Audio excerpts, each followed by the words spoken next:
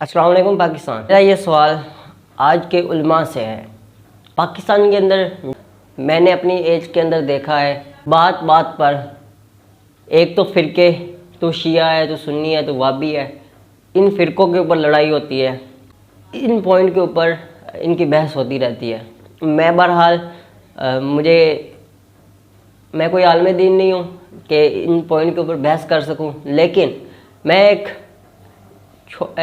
को एक स्टूडेंट ज़रूर कहूँगा और एज अ स्टूडेंट मैं आपसे क्वेश्चंस करना चाहता हूँ। और हो सकता है कि आपको लगे कि ये क्या बेवकूफ़ी समझ रहा है, तो मैं आपको बता दूँ कि मैं रिसेंटली तकरीबन मुझे साल से 1.5 साल होने वाला है। मैं एक लैंग्वेज है पाइथन एक लैंग्वेज है, एक ज़ुबान है कंप्यूटर की, मैं उसको सीख रहा हूँ। तो मैंने काफ़ी ज़्यादा चीज़ें देखी हैं कि ये एक हमारे अंदर कॉन्सेप्ट है। लाइक सभी लोग जानते हैं रोबोट, एआई, रोबोट को सभी लोग जानते हैं, मुतारिफ हैं लोग। और आप सबको पता है रोबोट्स हैं वो रेस्टोरेंट में खाने बनाते हैं। कुछ रोबोट्स सफाई वगैरह भी कर देते हैं, यानी कि एक प्रोग्राम होता है, प्रोग्राम किया जाता है। लाइक आपका जो आइडिया है ना, उसको आप कंप्यूटर को देते हो और वो कंप्यूटर क्या करता है, वो टास्क करना स्टार्ट कर देता है। बस आपने अपनी ज़ुबान के अंदर, यानी कि कंप्यूटर की ज़ुबान के अंदर कंप्यूटर को समझाना होता है कि भाई ये मेरे लिए ये कर दो, वो आप लोगों के लिए वो टास्क कर देता है। आसान लफ्ज़ों में मैं यही कहूँगा। आज मैं ईशा की नमाज़ पढ़ रहा था, तो ये जो चीज़ें जो मैंने लाइक प्रोग्रामिंग का नाम लिया, इसको मैं थोड़ा सा लिंक किया, क्योंकि चीज़ों को लिंक करने के साथ जब चीज़ों को आपस में जोड़ते हैं, कड़ियों को आपस में जोड़ते हैं, तो ही नए क्वेश्चन बनते हैं। तो मेरे जहन के अंदर भी क्वेश्चन आया कि रोबोटिक्स हर जगह यूज़ हो रहे हैं, हर जगह यूज़ हो रहे हैं। और मेरे जहन में ये भी आया कि हाँ, कि हो सकता है, क्योंकि होगा, अभी तो नहीं, 100 साल बाद नहीं, 300 साल बाद या 400 साल बाद तो होगा। तो अगर मेरे जहन में ये आइडिया या फिर ये कॉन्सेप्ट आया है, तो मुझे उलमा से पूछना चाहिए कि रोबोटिक्स, जो रोबोट्स हैं वो नमाज़ पढ़ाएंगे और रोबोट्स अजानें देंगे। आप लोग कहोगे यार तुम पागल हो गए हो या क्या कह रहे हो, तो सुनो। अगर एक रोबोट लाइक जो आजकल की आर्टिफिशियल इंटेलिजेंस या जो एआई है ना, जिसे हम लोग कहते हैं रोबोट्स, या जो हम लोग नेचुरल लैंग्वेज प्रोसेसिंग जिसे कहते हैं, ह्यूमन लैंग्वेज, के एक रोबोट कैसे इंसान की तरह बोल सकता है, उसके ऊपर काम हो रहा है। और जो रोबोट्स है ना, वो इंग्लिश में, लाइक जो इंग्लिश लैंग्वेज है उसके अंदर काफ़ी हद तक उन्होंने कामयाबी हासिल कर लिया। और ये बाकी ज़ुबानों के ऊपर भी एक्सपेरिमेंट हो रहे हैं। हिंदी लैंग्वेज, वहाँ पर भी ये काफ़ी हद तक कामयाब हो गए हैं। Spanish language, Korean language, Chinese language, काफ़ी हद तक ये नेचुरल लैंग्वेज प्रोसेसिंग के अंदर कामयाब हो गए हैं साइंटिस्ट। और ये जितने भी मरहल है ना, जिसे हम लोग कहते हैं कि फ्यूचर के अंदर मेडिकल के अंदर रोबोटिक्स आएंगे, हार्ट ऑपरेशन करेंगे, अगर किसी का कोई भी जिस्म का प्रॉब्लम है, तो वो एक साइंटिस्ट या एक डॉक्टर अमेरिका में बैठा होगा या इंडिया या पाकिस्तान के अंदर बैठा होगा, वो अमेरिका के अंदर रिसर्च कर रहा होगा। ये फ्यूचर की बातें हैं, लेकिन उन्हीं फ्यूचर में से ये भी पॉइंट निकल कर आता है। और उलमा को चाहिए कि इसके ऊपर गौर व फिक्र करे और बताए हमें कि इसका सही आंसर क्या हो सकता है। जनरली कॉमनली अगर हम लोग बात करें तो रोबोट आ गए हैं, रोबोट्स यूज़ हो रहे हैं।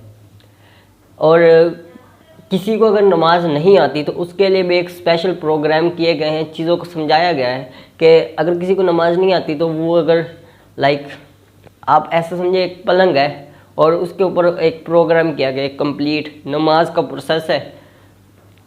एक औरत या एक आदमी आता है नमाज़ पढ़ने के लिए, ज़ोहर की, असर की, मगरिब की या इशा की, तो वो क्या करेगा, वो खड़ा हो जाएगा, यानी कि एक तरह से मुसल्ले का टाइप का ही होगा, यानी कि मुसल्ला बना दिया गया है। ये कॉमन है, ये अमेरिका की मैं बात नहीं कर रहा है, ये आपको सऊदी अरब, दुबई के अंदर ये छोटे छोटे प्रोग्राम होते हैं, या फिर इसे हम लोग एआई मुसल्ला कहें तो बुरा नहीं होगा, वो मिल जाते हैं आपको आसानी से। तो वो क्या करते हैं, वो खड़े होते हैं, सुबहान रब्बियल आला सना पढ़ते हैं, वो खुद ही, वो रोबोट खुद सना पढ़ता है। अगर इंसान उसे खुद पढ़ना चाहिए तो वो पढ़ सकता है। उसके बाद जो नमाज का प्रोसेस होता है वो नमाज पढ़ते हैं इसी तरह। और जो रोबोट होता है उसके अंदर से आवाज़ आती है सुबहान अल्लाह, जब वो सजदे में जाता है, वापस खड़ा होता है तो अल्लाह अकबर, अत्तहियात में जाता है तो सारा का सारा प्रोसेस हो रहा होता है ये सब रोबोट की तरफ से। तो यहीं से मैंने पॉइंट निकाला है कि फ्यूचर के अंदर रोबोट्स होंगे, वो नमाजें भी हो सकता है पढ़ाएं या फिर वो अजानें भी दें। तो इस पॉइंट ऑफ व्यू से आपका क्या ख्याल है कि मैंने आवाज़ रिकॉर्ड की है अजान की, और लाइक वो अजान फजर ज़ोहर असर मगरिब ईशा कोई भी हो सकती है, और उसी टाइम पे लाइक जो टाइम मुकर्रर किया गया है नमाज फजर का, और उसी टाइम वो अगर लाइक हम कहते हैं ना वो आवाज़ चला दी जाती है, आजकल रिकॉर्डिंग हो रही होती है तो वो आवाज़ चला दी जाती है, जिससे क्या होता है कि नमाज फजर का टाइम हो जाता है, अजान भी हो जाती है। और इस पॉइंट से आप बताएं क्या ये ठीक है, लाइक जो हम लोग एक रिकॉर्डेड अजान जिसे हम लोग कहते हैं सुनाई जाती है, लेकिन क्योंकि रोबोटिक्स का काम क्या होता है, वो चीज़ें सीखेगा, लाइक वो इंसानों की तरह रिएक्ट करेगा, वो इंसानों की तरह काम करेगा। जनरल एआई की मैं बात कर रहा हूँ, यहाँ की जो सारे टास्क करेगा, और साइंटिस्ट इसके ऊपर काम कर रहे हैं। तो उसको नमाज भी सिखाई जाएगी। कुछ मुसलमान साइंसदान भी होंगे जो उसको नमाज भी सिखाएंगे, जाहिर है वो नमाज का प्रोसेस भी समझेगा, वो अजान का प्रोसेस भी समझेगा। अभी रिसेंटली कुछ साल पहले एक रोबोट, लाइक गूगल ने एक रोबोट तैयार किया जहाँ पर उसको पोइट्री सुनाई गई, तो उसने क्या किया कि सैड पोइट्री सुनकर वो सैड हो गया, यानी कि उसके इमोशन सैड हो गए। तो हम लोग कह सकते हैं कुछ फीलिंग वगैरह भी रोबोट्स के अंदर आ रही है। तो अगर क्या रोबोट्स नमाज पढ़ा सकते हैं, अगर पढ़ा सकते हैं या रोबोट्स अजानें दे सकते हैं, तो इनका राह अमल क्या हो सकता है, कितनी एज का रोबोट या लाइक कौन सा रोबोट बेहतर है। क्योंकि अगर हम लोग वक्त का भी टाइम लें कि अगर वक्त के पॉइंट ऑफ व्यू से कि अगर फजर का वक्त है तो वो फजर टाइम उठे और नमाज दे, तो आप सबको पता है हम लोग टाइम कैसे मालूम करते हैं, डाटा साइंस के ज़रिए चीज़ों को मालूम करते हैं, चीज़ों को समझते हैं कि यहाँ पर बारिश होगी, यहाँ पर बारिश नहीं होगी। हम लोग कहते हैं ना कि मौसम की सूरत हाल क्या है, गूगल हमें बता देता है, ये गूगल हमें बता देता है, और एक वेदर का 10 डे प्रेडिक्शन आ जाती है। तो अगर रोबोट, क्योंकि ये सब रोबोटिक्स का ही प्रोसेस हो रहा होता है, एक तरह से मशीन लर्निंग का ही, और इन सब को कड़ियों को जब हम लोग जोड़ते हैं ना, तो हमें लगता है कि हाँ ऐसा भी हो सकता है कि रोबोटिक्स भी, जो रोबोट्स है वो नमाज पढ़ाएं आपको, वो अगर हो सके तो वो हाफ़िज़ कुरान बनना सिखाएं, आपको आलिम दीन बनना सिखाएं। हाँ, यहाँ पर एक ये भी चीज़ निकल कर आती है कि एक अगर कोई इंसान सीख रहा है, अगर, और ये भी सवाल उठता है कि क्या रोबोट से सीखना जायज़ है या नाजायज़ है। लाइक अगर कोई रोबोट आपको नमाज पढ़ा रहा है या कुरान पाक पढ़ा रहा है, क्या उससे सीख सकते हैं? क्योंकि अगर हम लोग बात करें ना आवाज़ की, वो आपकी कॉपी कर सकता है। एक रोबोट एकदम असल ह्यूमन की तरह आवाज़ कॉपी कर सकता है। शुरू में मैंने आपको नेचुरल लैंग्वेज प्रोसेसिंग का बताया, तो वो एक आपकी आवाज़ तो सेम एग्जैक्ट कॉपी कर सकते हैं। और क्योंकि रोबोट को एक दफ़ा जो चीज़ सिखा दी जाती है ना, लाइक उसके अंदर जो प्रोग्राम कर दिए जाते हैं, तो वो उसी को लेकर उसको इम्प्रूव भी करता है। हाँ, अगर उसको गलत चीज़ सिखाई जाएगी तो वो गलत भी काम करेगा, लेकिन अगर उसको सही चीज़ सिखाई जाएगी तो वो सही भी करेगा। अगर रोबोट को लाइक हमने कुरान पढ़ना सिखा दिया, तो वो जैसे हम लोग उसे सिखाएंगे लफ्ज़ ब लफ्ज़, तो वो वैसे ही समझेगा। लाइक अगर हम एग्जांपल ले लेते हैं कि हमने एक कारी बिठाया और उस कारी ने क्या किया, पूरे रोबोट को कुरान पाक सिखा दिया, लाइक एक तरह से प्रोग्राम कर दिया। क्योंकि रोबोट सीखते हैं, वो जिसे हम लोग कहते हैं ना कि वो पुराना डाटा लेते हैं और नए प्रेडिक्शन करते हैं। इसी तरह रोबोट्स क्या करते हैं, अगर उनसे कोई गलती हो जाती है तो वो क्या करते हैं, पुरानी गलती को लेते हैं और पुरानी गलती रिपीट नहीं करते, बल्कि उससे अच्छा करने की कोशिश करते हैं। अभी ये इतना ज़्यादा एडवांस टेक्नोलॉजी नहीं हुई, लेकिन सवाल उठकर आ रहे हैं, तो इसलिए मैं आपसे आंसर चाहता हूँ। क्योंकि मैं थोड़ी सी रिसर्च कर रहा हूँ, मैं देख रहा हूँ, हो सकता है फ्यूचर के अंदर कोई पाकिस्तानी हो ऐसा जो एआई के अंदर, यानी कि टेक्नोलॉजी के अंदर पाकिस्तान को मदद दे। क्योंकि मुल्क के लिए इकॉनमी भी बेहतरीन होनी चाहिए, काम भी बेहतरीन होने चाहिए। तो बस छोटा सा क्वेश्चन है कि बताएं ये रोबोटिक्स का क्या चक्कर, और मैं आपसे गुजारिश करूँगा इसको समझें। क्योंकि जैसे स्पीकर हराम थे, क्योंकि देखें अगर हम लोग बात करें तो स्पीकर के अंदर आवाज़ जा रही है, वो लाउड हो रही थी, बहुत से लोग कहते हैं स्पीकर हराम थे। फिर इसी तरह तस्वीर का हराम का निकल कर आया, लेकिन अब हम वही रिकॉर्डिंग कर रहे हैं। इसी तरह ये जो रोबोटिक्स का सिलसिला भी चलेगा, रोबोट्स आकर नमाज पढ़ाएंगे, यानी कि जिसे हम लोग कहते हैं ना कि रोबोट इंसानों की जॉब ले लेगा।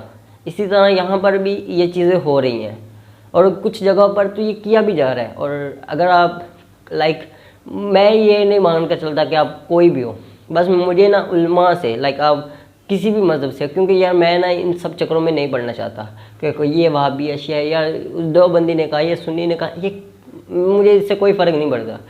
बस मैं पाकिस्तान के अंदर जो उल्मा है, मैं मुसलमान उल्मा की बात कर रहा हूँ, मुझे इसका आंसर चाहिए। मुझे बताएं आप, क्योंकि इसके लिए आपको एक समझना पड़ेगा ये सब।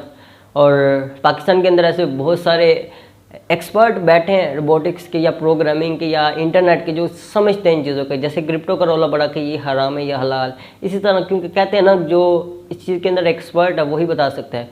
तो आप इनको बुलाएं, पाकिस्तान के अंदर जो प्रोग्रामर्स हैं, इसी तरह जो पाकिस्तान के अंदर जिसे हम लोग कहते हैं ना कि रोबोटिक्स हैं या एक्सपर्ट हैं इन चीज़ों के, IT के, इन सब को बुलाएं, एक मीटिंग रखी जाए और उस मीटिंग के अंदर सबको इसके ऊपर डिस्कस करना चाहिए, इस चीज़ को समझना चाहिए।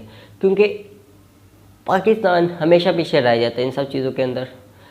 पाकिस्तान के अंदर क्या होता है, मज़हब फ़िरक़ों के नाम पर लड़ाई होती है और लड़ाई के बाद नुकसान किसी का और का नहीं हो रहा होता, अपना ही हो रहा होता है। क्योंकि बाहर के कंट्रीज़ के अंदर ये चीज़ें हो जाती हैं, वो चीज़ें टेक्नोलॉजी के अंदर एडवांस चले जाते हैं, हम लोग समझ नहीं पाते। हम लोग फिर हमारा हाल वो होता है जैसे सल्तनत उस्मानिया का हुआ था कि उन्होंने फैक्ट्रीज़ नहीं लगाई, क्योंकि फैक्ट्रीज़ का दौर आ रहा था। उन्होंने कहा इसे हराम है, तो क्या हुआ, तबाह बर्बाद कर दिया उन्होंने, क्योंकि उनके पास पैसा था अंग्रेज़ों के पास, तो उन्होंने काफ़ी ज़्यादा प्लानिंग के साथ उसको ख़त्म कर दिया, सल्तनत उस्मानिया। इसी तरह ऐसा ना हो कि हमारा भी वही हाल हो रहा हो, क्योंकि टेक्नोलॉजी रोबोट्स एक बटन दबाओगे आपकी मिसाइल चली जाएगी, प्रोग्राम हो रही है, यानी कि कोई एक एल्गोरिथम या एक मशीन पीछे काम कर रही है क्या। तो ये क्वेश्चन था रोबोटिक्स के बारे में। आप इनके बारे में जाने समझे, आपके पास जो रिसर्चर टीम बैठी है, मैं जो आपकी रिसर्च करती है, आप लोगों के लिए वीडियोस बनाती है, तो वो आपको गाइड कर देंगे इसके। जितने भी उलमा वीडियोस बनाते हैं यूट्यूब के ऊपर, वो इस चीज़ को समझेंगे। और ये क्वेश्चन मेरा उनसे है, स्पेशली तौर पर दावत इस्लामी जो मदनी चैनल वाले हैं, उनसे इसको समझे। और सेकेंडली जो हमारे एक मुफ्ती साहब बहुत ज़्यादा फेमस हैं, उनका इंजीनियर मिर्ज़ा से काफ़ी ज़्यादा टकराव भी हुआ था, क्योंकि यार कोई मसला था इनका। मैं आपसे भी इंजीनियर मिर्ज़ा और मुफ्ती, आपका मुझे नाम तो नहीं याद, लेकिन हाँ मैं आपकी वीडियोस देखता हूँ, टिकटॉक के ऊपर आती रहती हैं, आपसे भी और जितने भी उलमा हैं उन सब से, जो भी इंटरनेट के ऊपर सोशल मीडिया के ऊपर एक्टिव हैं, उनसे भी मेरा ये क्वेश्चन है कि इसका प्रोसीजर क्या होगा। सेकेंडली जितने भी प्रोग्रामर्स हैं वो इस चीज़ को समझे, क्योंकि वो इस चीज़ को समझ सकते हैं कि हाँ ऐसा पॉसिबल है, क्योंकि आप लोग लिंक करोगे। और क्योंकि हम लोग मुसलमान हैं और मुसलमानों का प्रोसीजर क्या होता है, इस चीज़ को भी समझें और इसका मुझे आंसर दें। और क्योंकि मैं थोड़ी सी रिसर्च करना चाहता हूँ, समझना चाहता हूँ इसका पॉइंट निकल कर के आ सकता है, इसकी कड़ियाँ क्या हो सकती हैं, इसका फ़ायदा है या नुकसान। मेरा नाम है जैनवान, आप लोग देख रहे हो tech Ababil YouTube channel. Thanks for watching.